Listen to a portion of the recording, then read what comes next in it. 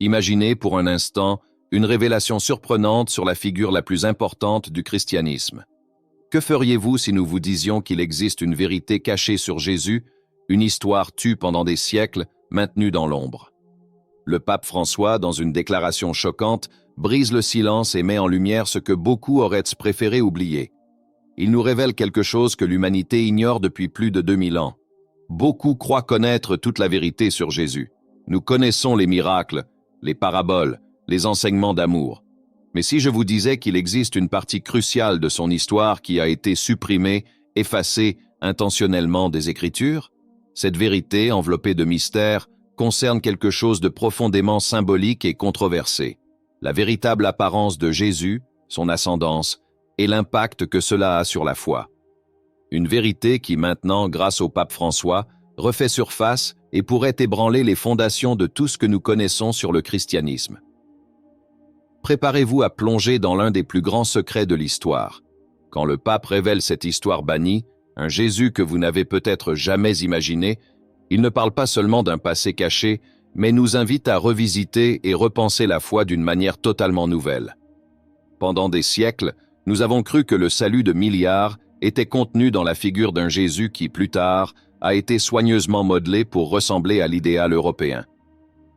Mais et si cette image n'était qu'une construction, l'ombre d'une vérité bien plus profonde et complexe, et si Jésus, celui qui transcende le temps et la culture, possédait une ascendance qui nous ramène directement au cœur de l'Afrique?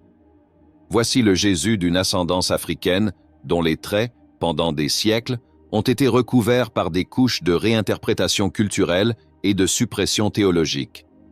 L'image d'un Jésus blanc, à la peau claire et aux yeux bleus, est familière pour beaucoup. Elle apparaît dans les films, les œuvres d'art et dans les illustrations de nos Bibles d'enfance. Mais cette représentation est loin de la réalité historique et géographique de qui Jésus était réellement. Pour vraiment comprendre l'impact d'un Jésus à l'héritage africain, nous devons faire un voyage dans le temps jusqu'en Judée du 1er siècle, une région située à la croisée de l'Afrique, de l'Asie et de l'Europe. Ce n'était pas un monde segmenté par les catégories raciales rigides que nous connaissons aujourd'hui.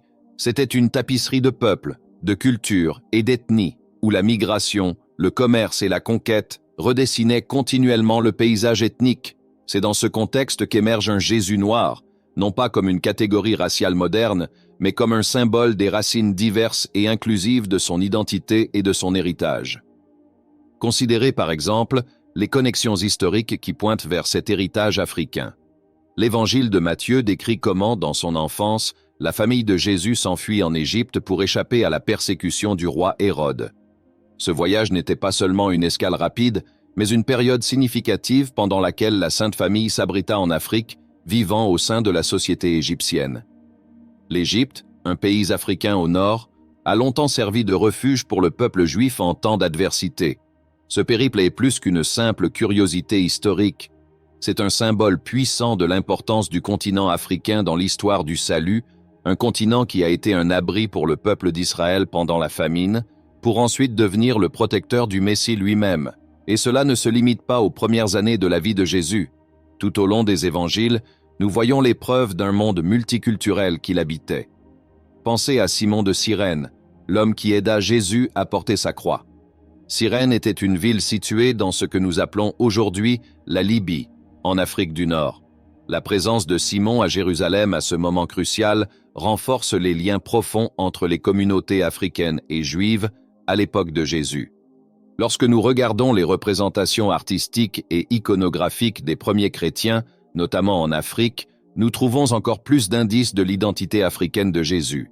Dans des lieux comme l'Égypte et l'Éthiopie, certaines des plus anciennes représentations de Jésus le montrent avec une peau sombre, des cheveux crépus et des caractéristiques africaines. Les chrétiens coptes d'Égypte, l'une des plus anciennes communautés chrétiennes du monde, l'ont toujours représenté avec des traits qui reflétaient leur propre identité ethnique. Ces représentations ne sont pas de simples interprétations artistiques, elles sont des expressions profondes d'une compréhension de l'héritage de Jésus, préservé dans les traditions chrétiennes africaines pendant des siècles.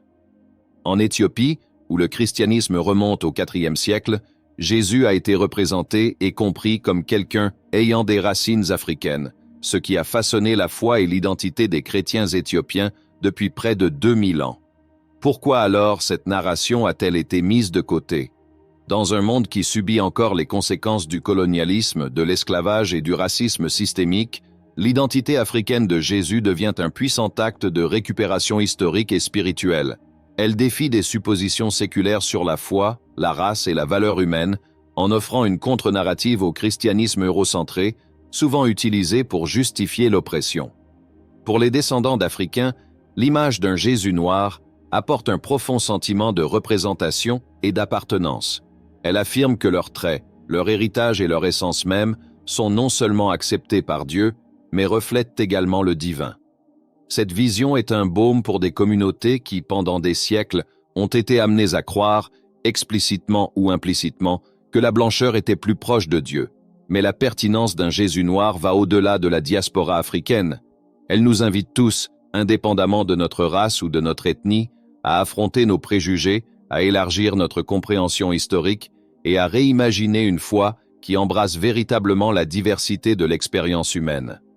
À mesure que nous approfondissons ce voyage, nous explorerons comment l'image d'un Jésus blanc s'est consolidée au fil des siècles, les implications théologiques et sociales de cette distorsion, et pourquoi retrouver l'histoire d'un Jésus noir est vital pour la quête de justice raciale aujourd'hui. Cette narration oubliée nous invite à repenser notre compréhension de l'identité, de la foi et de la dignité humaine. Ce voyage ne concerne pas seulement la correction d'une erreur historique, mais la révélation d'une vérité capable de transformer notre vision de nous-mêmes, de notre foi et des autres. Retrouver cette narration est une promesse d'espoir, de dignité et d'appartenance pour des millions de personnes à travers le monde. Que chacun de nous poursuive ce chemin avec un esprit et un cœur ouverts, prêt à redécouvrir le véritable Jésus, celui qui nous représente tous, dans toute notre diversité. En plongeant plus profondément dans les couches cachées de la véritable identité de Jésus, nous découvrons que certains des écrits les plus anciens offrent des indices fascinants sur cet héritage diversifié. L'Évangile de Thomas, un des textes composant les évangiles gnostiques, révèle une perspective de Jésus bien plus mystérieuse et humaine, s'éloignant de l'image traditionnelle. On y trouve un Jésus qui parle d'illumination, de connaissance de soi et du pouvoir divin au sein de chaque individu. Ces idées sont choquantes, surtout si l'on considère comment la figure de Jésus a été représentée au fil des siècles. Il apparaît comme un guide pour l'autoconnaissance spirituelle, une image qui ne se limite pas à une seule culture ou ethnie. Ce Jésus nous invite à nous tourner vers nous-mêmes pour redécouvrir l'essence divine que nous portons, un concept qui résonne puissamment dans les cultures africaines et les traditions spirituelles de leur peuple. Lorsque nous tournons notre regard vers le livre d'Hénoch, un texte d'une immense importance pour les premières communautés juives et chrétiennes, nous découvrons une autre facette cachée de ce Jésus aux multiples dimensions. Le livre d'Hénoch explore un monde spirituel, peuplé d'anges et de royaumes divins, qui anticipe la venue d'un sauveur dont la mission sera de racheter et d'illuminer. Dans ce texte, nous trouvons des descriptions du rôle de l'Afrique en tant que centre spirituel, où la sagesse ancestrale se mêle au divin. Le livre d'Hénoch, largement lu dans les premières communautés judéo-chrétiennes, est considéré comme un texte sacré en Éthiopie pendant des siècles, peint un paysage de mystère et d'ancestralité, dans lequel Jésus est perçu comme faisant partie d'une tradition spirituelle riche et complexe qui résonne avec ses racines africaines. Même dans la Bible elle-même, nous voyons des éléments de cet héritage diversifié et mystérieux dans le parcours de Jésus. Le Nouveau Testament délivre un message d'inclusion radicale qui défie les divisions culturelles et raciales.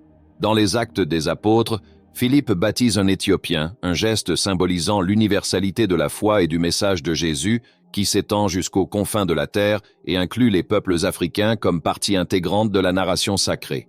Cet épisode n'est pas un détail secondaire. Il souligne comment le christianisme n'était pas destiné à être un mouvement eurocentré, mais une expression de foi globale et inclusive dès le début. Dans Matthieu, Marc et Luc, les évangiles racontent l'histoire de Simon de Cyrène, l'homme africain qui porta la croix de Jésus sur le chemin du calvaire. Cet acte de porter la croix n'était pas une coïncidence. Il représentait le lien spirituel et culturel de Jésus avec les peuples africains, renforçant le rôle de l'Afrique comme l'un des piliers de la narration sacrée. Les mentions de Cyrène et de l'Égypte en tant que refuge et lieu de soutien tout au long de la vie de Jésus et des premiers chrétiens témoignent des liens profonds et respectueux entre les peuples de la région et le mouvement chrétien émerge. En explorant les représentations artistiques des premières communautés chrétiennes d'Afrique, nous voyons la continuité de cet héritage. L'iconographie chrétienne éthiopienne, avec ses représentations d'un Jésus à la peau foncée et aux traits africains, reflète cet héritage spirituel et culturel. Dans un continent qui a longtemps servi de berceau de la civilisation et de centre de sagesse spirituelle, Jésus apparaît avec des caractéristiques locales, en harmonie avec les traditions africaines. Il ne s'agit pas seulement d'une représentation physique, mais d'un symbolisme plus profond qui réaffirme la connexion de Jésus avec toutes les cultures et races. Cette perception de Jésus comme une figure inclusive, dont le message transcende les limitations culturelles et raciales, remet directement en question le colonialisme et les interprétations eurocentriques qui ont réécrit son image pour servir des intérêts politiques et de contrôle. Reconnaître l'héritage africain de Jésus est donc un acte de récupération historique et spirituelle, restaurant un récit puissant de foi et d'inclusion qui a été déformé au fil des siècles. Cette image de Jésus représente un chemin spirituel universel et accessible à tous, un symbole que chacun est le bienvenu dans la foi chrétienne, quelles que soient ses origines. Retrouver ce Jésus africain nous rappelle que le véritable christianisme n'est pas l'exaltation d'une culture sur une autre, mais l'union de toutes les cultures dans la quête d'une vérité supérieure. Cette compréhension est plus qu'une correction historique. Elle a le pouvoir de transformer notre perception de la foi, de l'identité et du rôle de chaque personne dans le plan divin. Lorsque nous pensons à Jésus, nous ne devons pas limiter notre imagination à une figure eurocentrique. Nous devons embrasser son héritage diversifié et universel, un Jésus qui représente chacun de nous dans toute notre complexité et notre richesse culturelle. En faisant cela, nous honorons l'essence de son message et ouvrons la porte à une spiritualité plus profonde et inclusive, qui reflète la véritable diversité de l'humanité. En explorant davantage la complexité de l'identité de Jésus, nous découvrons l'importance de son héritage africain comme une clé pour comprendre l'universalité de son message. Cet héritage, intentionnellement réduit au silence au fil des siècles, révèle un récit qui nous pousse à élargir notre vision de la foi, de l'appartenance et de la dignité humaine. La redécouverte de ce Jésus africain est une invitation à nous libérer des constructions rigides qui ont façonné le christianisme et, à la place, à plonger dans une spiritualité qui célèbre la diversité et l'inclusion, comme Jésus l'a lui-même fait en son temps. La récupération de l'héritage africain de Jésus ne se limite pas à corriger une injustice historique. Elle représente un processus de guérison spirituelle et psychologique, particulièrement pour les communautés qui ont souffert sous le poids du colonialisme, de l'esclavage et du racisme systémique. L'image d'un Jésus noir est une récupération de la dignité et un message affirmant que leur héritage et leur identité ont de la valeur. Lorsque nous comprenons que Jésus lui-même, symbole de la divinité incarnée, se présente avec un héritage africain, nous réaffirmons la valeur spirituelle et l'inclusion de tous les peuples. Cette compréhension a également des implications pour chacun d'entre nous, quelle que soit notre origine. Jésus, en tant que figure qui transcende le temps et l'espace, nous invite à embrasser une spiritualité qui inclut la multiplicité de l'expérience humaine. Retrouver son héritage africain nous invite à déconstruire nos préjugés, à réimaginer une foi qui accueille chaque personne et, en fin de compte, à voir dans l'autre une extension de nous-mêmes. En approfondissant ce thème, nous reconnaissons que la foi chrétienne ne se fonde pas sur des divisions, mais sur une célébration de ce qui est partagé par tous. Cependant, l'histoire de Jésus noir va au-delà de la représentation visuelle ou culturelle. Elle est une affirmation que le sacré habite dans toutes les parties du monde, une vérité que les enseignements de Thomas, d'Enoch et des évangiles eux-mêmes reflètent. Lorsque nous percevons Jésus dans son essence multiculturelle, nous réalisons aussi qu'il incarne une vision du monde qui valorise la diversité. Voici un Jésus qui représente une foi mondiale, capable d'unir et d'offrir un profond sentiment d'appartenance à chacun de nous dans notre propre singularité. Dans ce voyage de redécouverte, nous sommes invités à voir au-delà de ce que nous avons appris et à adopter une compréhension plus vaste et inclusive. Jésus n'est pas une figure limitée à une seule représentation. Il est une présence vivante qui reflète la pluralité des visages, des cultures et des voix de l'humanité. En embrassant cet héritage diversifié, Nous nous ouvrons également à une nouvelle vision de la foi, une vision qui célèbre notre humanité partagée et le divin en chacun de nous. Nous concluons ici un parcours de redécouverte où nous avons exploré un aspect caché et profond de Jésus, une figure enracinée non seulement au Moyen-Orient, mais aussi dans un héritage africain qui révèle la richesse et la diversité de son identité. L'image d'un Jésus africain nous invite à aller au-delà des représentations traditionnelles, nous incitant à voir le sacré comme une réalité qui inclut toutes les cultures et toutes les races. En adoptant cette vision, nous ne corrigeons pas seulement une injustice historique, mais nous nous rapprochons d'une foi véritablement inclusive et universelle qui reflète la dignité et la valeur de chaque individu. Si vous avez trouvé ce contenu révélateur et souhaitez davantage de réflexions qui remettent en question le savoir conventionnel, abonnez-vous à la chaîne et aimez la vidéo.